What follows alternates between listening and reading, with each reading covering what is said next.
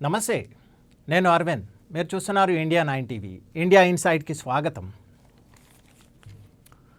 రాష్ట్రపతి రేసులో రజనీకాంత్.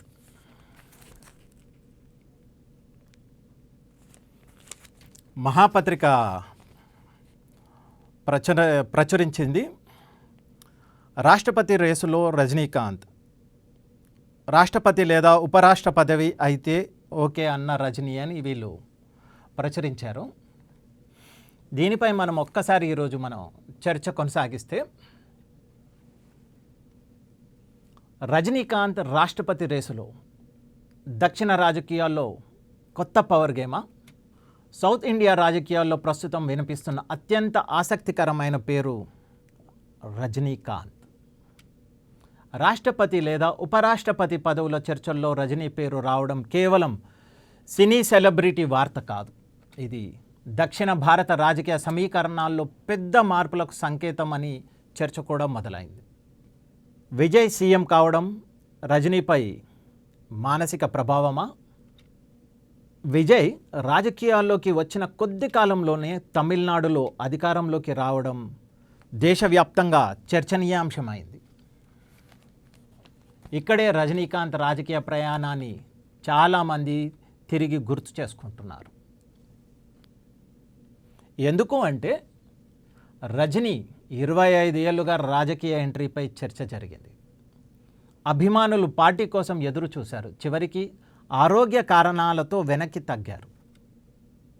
కానీ ఇప్పుడు తనకంటే జూనియర్ అయిన విజయ్ నేరుగా సీఎం కుర్చీ వరకు వెళ్ళడం రజనీని రాజకీయంగా మళ్ళీ యాక్టివ్ అయ్యేలా చేసిందనే అభిప్రాయం కూడా వినిపిస్తోంది. ఇప్పుడు ఇటీవల రాజకీయ నేతలతో వరుస భేటీలు, మీడియా సమావేశాలు, తమిళ రాజకీయాలపై పరోక్ష వ్యాఖ్యలు, ఇవి అన్నీ రజనీని పూర్తిగా రాజకీయాల నుంచి బయటకు వెళ్ళలేదు అనే సంకేతాలుగా కూడా చూస్తున్నారు మన వాళ్ళు ఇప్పుడు ప్రజలు.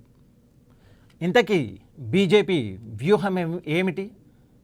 భారతీయ జనతా పార్టీ దృష్టిలో తమిళనాడు ఇప్పటికీ ఒక పెద్ద సవాలే. డిఎంకే, అన్నా డిఎంకే వంటి ద్రవిడ పార్టీల మధ్య బీజేపీకి స్థిరమైన స్థానం ఏర్పడలేదు. అలాంటి సమయంలో విజయ్ భారీ ప్రజాదరణతో సీఎంగా కావడం బీజేపీ వ్యూహాలకు పెద్ద దెబ్బగా భావిస్తున్నారు ఇప్పుడు.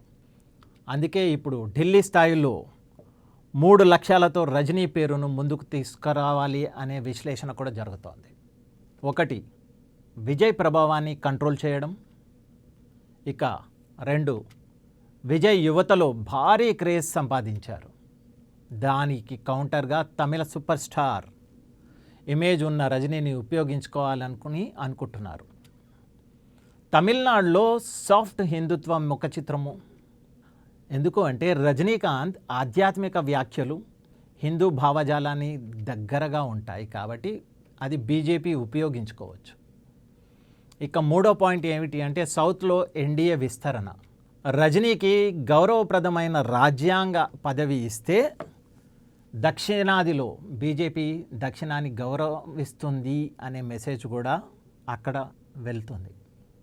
రాజ్యసభ కాదు, రాష్ట్రపతి స్థాయి కావాలా? ప్రచారం ప్రకారం బీజేపీ నుంచి రాజ్యసభ లేదా కేంద్ర మంత్రి పదవి లేదా తమిళనాడు రాజకీయ బాధ్యతలు లాంటి ఆఫర్లు చర్చకు వచ్చినట్లు సమాచారం. కానీ రజనీ మాత్రం సాధారణ రాజకీయ పాత్ర కంటే రాజ్యాంగబద్ధమైన అత్యున్నత పదవిపైనే ఆసక్తి చూపిస్తున్నారు అనే టాక్ కూడా నడుస్తోంది ఇప్పుడు. అంటే ఉపరాష్ట్రపతి లేదా రాష్ట్రపతి స్థాయి అయితేనే ఆలోచిస్తానన్న భావన ఉన్నట్లు రాజకీయ వర్గాల్లో చర్చ కూడా జరుగుతోంది. ఇది నిజమైతే రజనీ నేరుగా ఎన్నికల రాజకీయాల్లోకి కాకుండా జాతీయ గౌరవ చిహ్నంగా ఎదగాలని చూస్తున్నట్లు కూడా ఇప్పుడు మనకు అర్థమవుతుంది. చంద్రబాబు పాత్ర ఎందుకు కీలకం ఇందులో?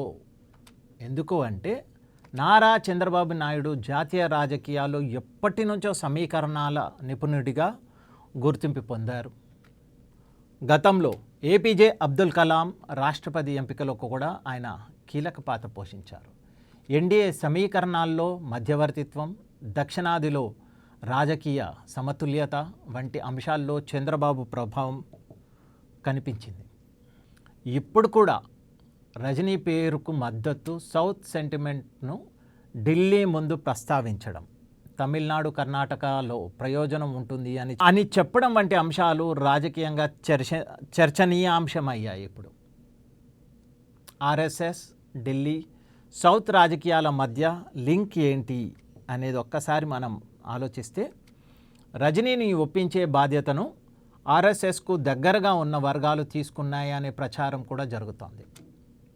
ఒకవేళ ఇదే నిజమైతే రజనీ పేరు కేవలం మీడియా ఊహాగానంగా కాకుండా కొంత స్థాయి రాజకీయ చర్చల్లో కూడా ఉన్నట్లు అర్థమవుతోంది. ఇప్పటి వరకు బీజేపీ అధికారిక ప్రకటన లేదు, రజనీ స్వయంగా స్పందించలేదు, ఎన్డీఏ నుంచి కూడా ఎలాంటి ధృవీకరణ లేదు. అందువల్ల ఇవన్నీ ప్రస్తుత రాజకీయాల్లో తిరుగుతున్న వ్యూహాత్మక చర్చలుగానే చూడాలి మనం. ఇంకా చివరికి రజనీకాంత్ రాష్ట్రపతి రేసు చర్చ వెనుక 3 పెద్ద సందేహాలే కనిపిస్తున్నాయి. విజయ్ ఎదుగుదల ఢిల్లీ రాజకీయాలను కదిలిస్తోంది.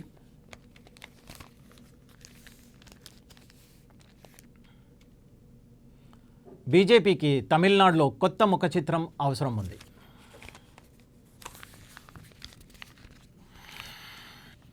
రజనీ ఇప్పటికీ దక్షిణ భారత భావోద్వేగాల్లో ప్రభావశీలి కూడా. అయితే ఒక్క విషయం మాత్రం స్పష్టం, సౌత్ రాజకీయాలు ఒక ప్రాంతీయ పార్టీల వరకే పరిమితం కావు. ఢిల్లీ వ్యూహాలు, సినీ ప్రభావం, జాతీయ సమీకరణాలు అన్నీ కలిసిపోయి కొత్త రాజకీయ యుగానికి సంకేతాలు ఇస్తున్నాయి. అయితే దీనిపై మీ అభిప్రాయం ఏమిటో కామెంట్ రూపంలో తెలియజేయండి. మరొక అంశంతో మళ్ళీ మేము ముందుకు వస్తాను. అంతవరకు వందే మాతరం, భారత్ మాతా కీ జై, జై హింద్.